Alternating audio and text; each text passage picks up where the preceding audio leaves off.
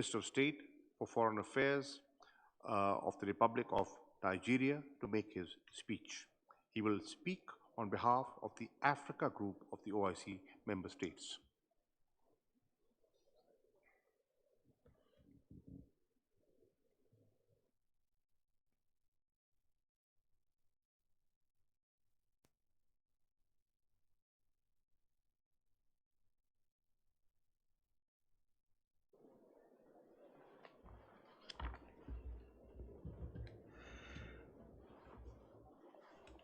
أعوذ بالله من الشيطان الرجيم بسم الله الرحمن الرحيم.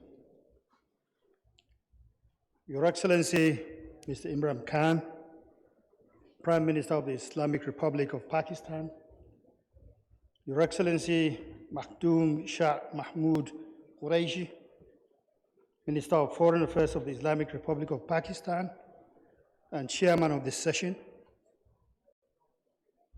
Your Royal Highness, the Foreign Minister of the Kingdom of Saudi Arabia, Honorable Ministers, Your Excellency Ambassador Hussein Brahim Taha, the Secretary General, distinguished delegates and other invited guests, gentlemen of the press. Assalamu alaikum wa rahmatullahi wa barakatuh. It is for me indeed a great honor and privilege to speak today on behalf of the African Group on the occasion of the 48th session of the Council of Foreign Ministers of the Organization of Islamic Cooperation, holding in this beautiful city of Islamabad. We are indeed humbled by this singular honor. Let me at the outset convey the sincere appreciation of my delegation and that of the entire African Group to the government and the people of the Islamic Republic of Pakistan for the warm reception and generous hospitality. And we also thank them for the excellent facilities that have been put at our disposal for the success of our meeting. We wish to congratulate the good people of Pakistan on the celebration of the 75th anniversary of independence of Pakistan. We wish you more peace and prosperity.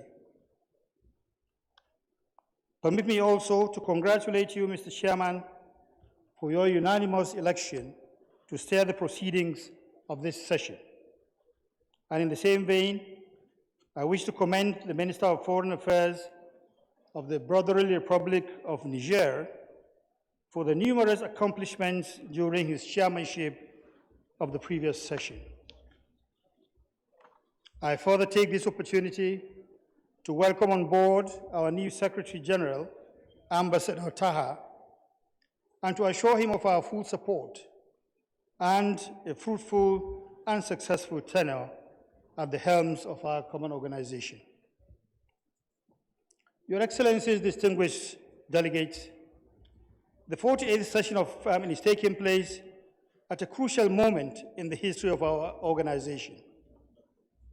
The huge socio-economic and humanitarian challenges posed by COVID-19 pandemic, coupled with the rising wave of political and security crises in parts of our member states, call for our concerted efforts and joint action for durable solutions. It is obvious that our immediate preoccupation should be directed towards fashioning and implementing a robust post-COVID-19 recovery plan to respond to the needs of our people. And to this end, we reiterate our support for the commendable endeavors of the OIC aimed at addressing the various conflict situations and flashpoints, particularly in Africa.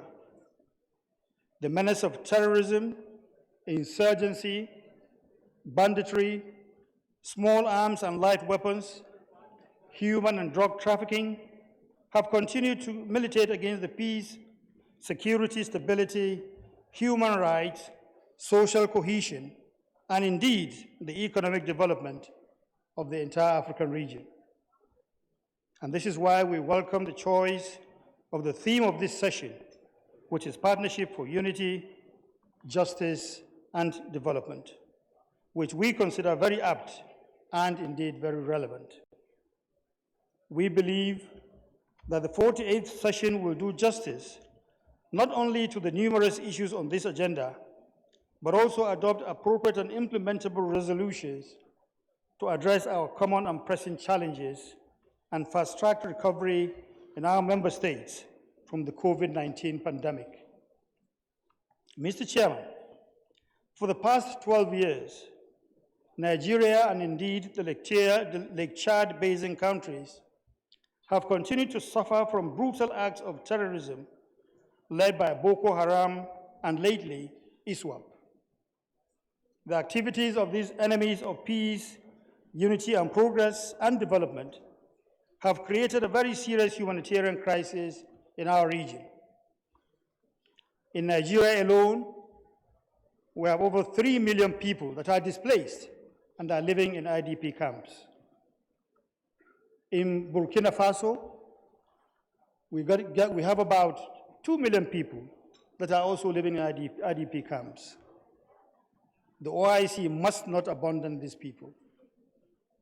They are in dire need of your assistance, and that is why Nigeria has proposed a new draft resolution on this subject for your kind consideration and adoption. And we hope that the OIC will extend its full solidarity to these people with a view to alleviating their plight. Furthermore, a robust implementation of the relevant OIC resolutions on combating the Boko Haram and other terrorist groups in West and Central Africa, and indeed some parts of Southern Africa, and support for the operations of the G5 Sahel Joint Force will significantly assist the ongoing national and sub-regional efforts towards addressing these lingering security problems in our sub-region. This measure would, if of necessity, also include the comprehensive review and execution of the OIC Code of Conduct on Combating International Terrorism, 1994, and the OIC Convention on Combating Terrorism. We further urge for concrete collaboration and partnership with the national agencies of the member states, including the Saudi-led Islamic Military Counterterrorism Coalition, in order to stamp out this menace that is facing our countries. Your Excellencies, distinguished delegates, beyond the active measures needed to counter terrorism in our region, the mobilization of funds for the various national social and humanitarian actions are crucial to the rehabilitation and radicalization efforts in the affected countries. Equally significant is the need to address the economic root causes of insecurity in the African region.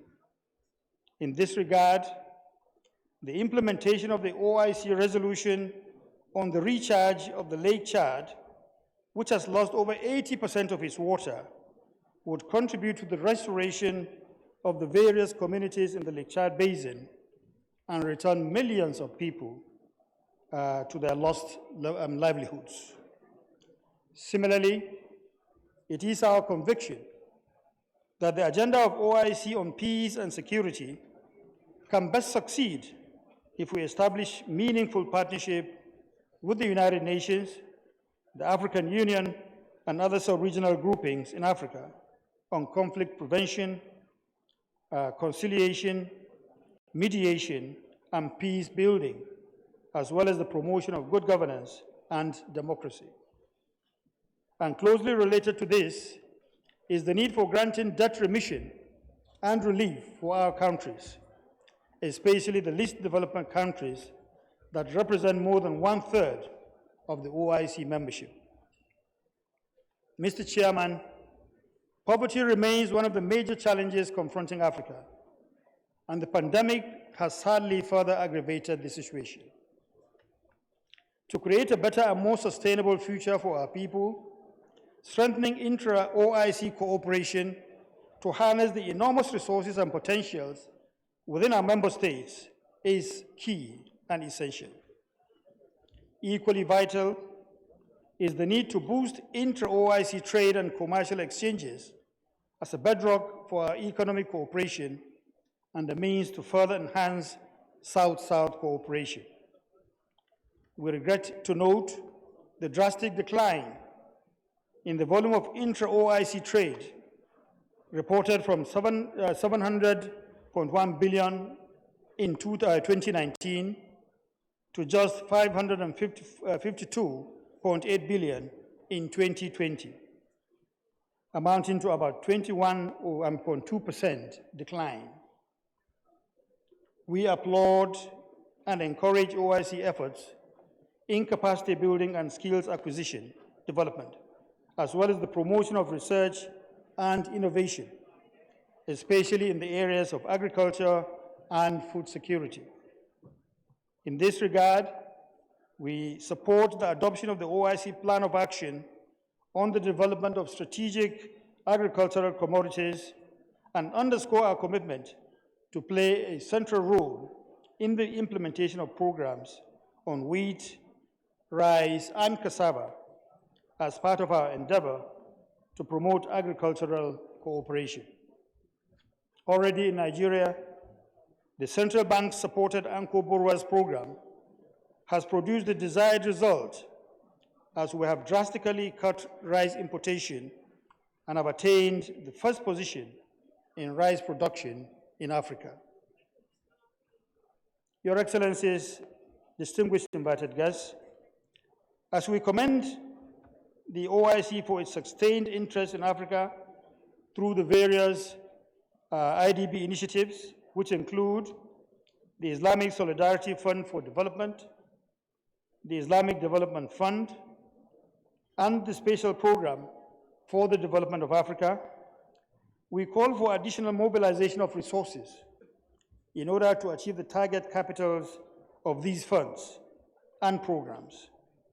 And we also reiterate the importance of the Dakar Port Sudan rail project and the need to accord it the due attention it deserves because of its enormous economic impact on the continent. Mr. Chairman, before I close, let me reaffirm on behalf of the African Group our full solidarity with the people of Palestine, as I also restate our support for the cause of Jammu and Kashmir people. We commend the Islamic Republic of Pakistan for its sustained commitment to the ideals of the OIC and pledge our support to its chairmanship. We also wish the 48th session of the Conference of Foreign Ministers very fruitful deliberations. I thank you for your very, very kind attention. Assalamu alaikum wa rahmatullah. Thank you, Excellency, for very valid observations.